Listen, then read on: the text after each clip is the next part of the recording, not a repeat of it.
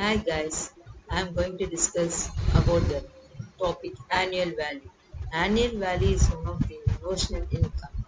It refers to how much amount we are received from the property, from the let out property from every year that we can call as annual value. How to determine this annual value? So by considering the various factors such as municipal value, fair rental value, standard rent, actual rent, unrealized rent, and loss due to vacancy. These are the factors we want to consider while determining your gross annual value. The first we'll see what we term the municipal rental value. Municipal rental value refers to the value which is determined by the municipal authority for levying municipal tax on house property. Such value only we can call as municipal rental value. The next one we are going to see what is fair rental value. Fair rental value refers to the rent which is fetched by the similar property in the similar locality or in the same locality. Such value only we can call as fair rental value. The next we'll see what is standard rent. The rent which is determined or fixed by the Rent Control Act. So such value only we can call as standard rental value. Based on this factor, we are going to consider or we calculate the expected rental value. So expected rental value, in order to compute the expected rental value, we are going to consider three important factors. Number one, municipal rental value. Number two, fair rental value. And number three, standard rental value. So among these three, we are going to follow the following step and we are going to determine the expected rental value. Step number one, comparing municipal rental value and fair rental value. Among these two, whichever is higher, that value you want to take into consideration. Along with that, you want to compare with your standard rent. So among these two, whichever is less only we can determine as expected rental value.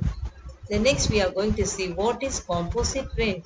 So composite rent refers to the rent which charged by the owner along with the accommodation. They are charging the other extra facilities such as lift, security, electricity, water. All these are added together with their accommodation rent. The total amount of rent only we can call as composite rent. For example, the rent of the premises is 10,000 rupees. The security, electricity, water, lift, all these maintenance costs it incurred 2,000. So 10,000 plus 2,000, 12,000 only we can call as composite rent. The next one we'll see what is unrealized rent. Unrealized rent refers to the rent which is not collected by the owner from the tenant or the tenant which default in paying the amount of rent to the landlord. Such rent only we can call as unrealized rent. It always this rent should be deducted from your actual rent received or receivable. So while calculating the unrealized rent, the following condition want to be fulfilled. The tenancy is bona fide, the defaulting tenant has vacated or steps have been taken to compel him to vacate the property by the owner. The defaulting tenant should not occupy any other property of the owner or the assessee. The last condition, the assessing officer is satisfied with all the steps taken by the assessee with regard to institute legal proceeding for the recovery of the unpaid rent. So once all these conditions are satisfied, then only that rent only we can call as unrealized rent. The next important factor we are going to discuss, loss due to vacancy. Loss due to vacancy refers to the portion is not occupied by anyone. Then the owner has not realized any amount of money from that portion. So the portion is vacant and the rent has not collected. So that for the period of vacant month or how much amount they are not collected or paid received by the owner, that portion of value of amount only we can call it loss due to vacancy. Next, we are going to discuss how to compute income from house property. So, house properties are classified into various categories. Number one, let out property. Number two, self-occupied property. Number three, deemed to be let out property. And number four, partly let out and partly self-occupied property. In all these cases, the basic format of computation of income from house property as follows. So just see here, we have provided three columns. First column, we are going to write the information or detail about the house property, that is particular column. The second columns, amount columns, the inner amount column, we are going to add or subtract within the value that we are going to consider in the second column. And third column, we are going to calculate and find out what is the income we are earned from house property. So here the first, whenever if you are computing house property income, the first one we want to uh, consider the gross annual value, that is called as GAV. So GAV already we have discussed by considering the various factors, and we have calculated as a working, and we will write the amount in the outer column. From that, we want to subtract the municipal tax which is paid by the owner during the previous year. That amount we want to subtract. Then from the gross annual value, if you are subtracting the municipal tax paid by the owner, what is the balance we are getting, that is called as net annual value. From this, we want to subtract the deduction under section 24. The first deduction in the case of income from house property, standard deduction, that is 30% of net annual value. From the net annual value, we want to calculate what is 30%. That amount we want to subtract from your net annual value. The second deduction under section 24 is nothing but interest on borrowed capital. Whether the amount is paid or due, we can take into consideration. Here in the later class, we are going to discuss about what is the current year interest as well as pre-construction interest. We are going to calculate under this category, under this deduction. Okay, so these two deductions, standard deduction and interest on borrowed capital, these two deduction, if you are subtracted from net annual value, the balance what we are getting is nothing but income from house property.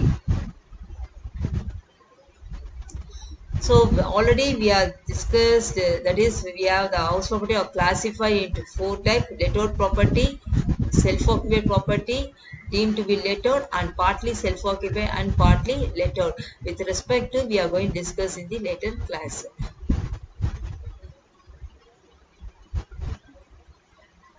So GAV already we are discussed. The next one is how to calculate when you want to calculate how to calculate municipal tax, and what do you mean the term municipal tax. Municipal tax includes any cess, surcharge, rate levied by any local authority or municipal authority, any sanitation cess, sewage tax, conservancy cess, any fire tax, education cess, water tax, etc. All this we can call as municipal tax. So when you are going to consider this municipal tax, we are subtracted from the gross annual value. The following points you want to consider. The first point, actual amount, whatever the municipal tax, that amount to be paid by the owner only is allowed. Suppose the tenant has paid that amount as a municipal tax during the previous year, then the assessee is not eligible to claim that amount from the gross annual value. So that's why, so municipal tax should be paid by the owner during the previous year. The second consideration, amount paid by a tenant is not allowed. Already we have discussed. Then third one, the property situated in foreign country, municipal tax levied by the foreign local authority is deductible provided is paid by the owner. So whether it's located within India or outside India, but the tax should be paid by the owner during the previous year. Then only you can claim, you can subtract from your gross annual value. The next one, what is standard deduction? So standard deductions are compulsory. You can claim a deduction from house property income from the gross annual value. It is allowed as per the Income Tax Act. it is allowed as 30% of net annual value. Amount, whether the amount or the person is given in the problem should not be taken into consideration. Suppose in a question, if they are given any some value of standard deduction or some percentage of standard deduction is given, don't consider. So as per the Income Tax Act 1961, we have the mandatory, we want to follow 30% from net annual value only. It must be allowed as a standard action for lettered property and deemed to be lettered property. So already I said we have four type of house property: let out, self-occupied, deemed to be lettered, partially self-occupied, and partially let out. So among these four, which one is eligible? Only lettered property and deemed to be lettered property only the standard action is eligible. For other two type of property is not eligible.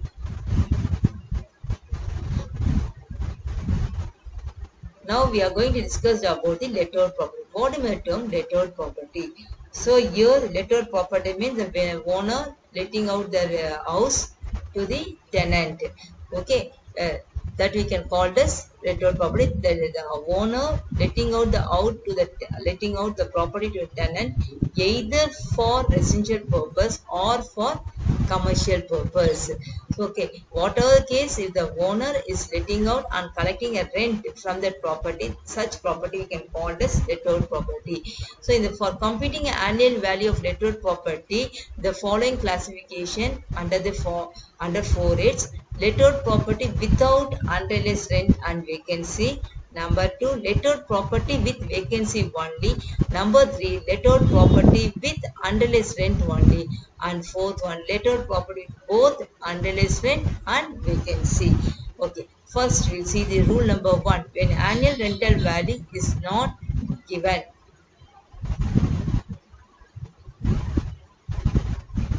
when annual rental value is not given in the problem, now then we want to compute the expected rental value.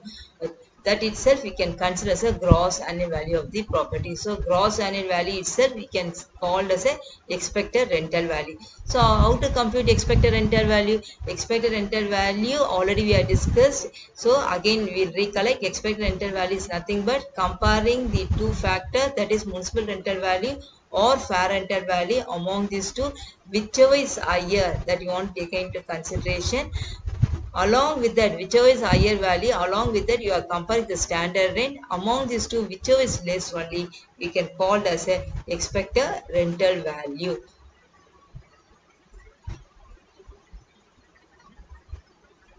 See here, just I am given the formative. One should, it can be, so step number 1, municipal rental value or fair rental value, whichever is higher, that will be an answer for step number 1. Step number 2 is nothing but step 1 answer or standard rental value. Among these two, whichever is less, that is the answer for step number 2. That is nothing but your expected rental value. So from this example, just we'll discuss how to calculate the gross annual value. From the following particular, calculate the gross annual value. That is, municipal rental value is rupees 3 lakh, fair rental value is rupees 2 lakh 80,000. Standard rental value they are given as rupees 3 lakh 50,000. So they are given three factors. Based on these three factors, they are asked to compute your gross annual value. Okay, so here the gross annual value is nothing but expected rental value. So the first step, we are comparing municipal rental value and fair rental value. So 3 lakh and 2 lakh 80,000. Among these two, whichever is higher, that is called as a step number 1 answer. So 3 lakh and 2 lakh 80, among these two, whichever is a 3 lakh is higher, that is answer for step number 1. Then step number 2, answer in step number 1, 3 lakh, that you are comparing with standard rental value 3 lakh 50,000, whichever is less, that is the answer for step number 2. So among these two, 3 lakh is a lesser value, that is the answer for step number 2. That itself we are considered as gross annual value.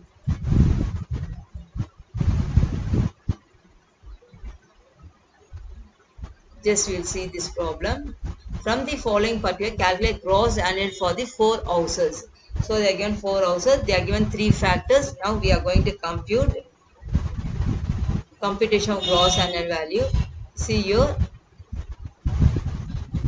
So here just I solved the answer with the red ink, but see the working how I am computed here.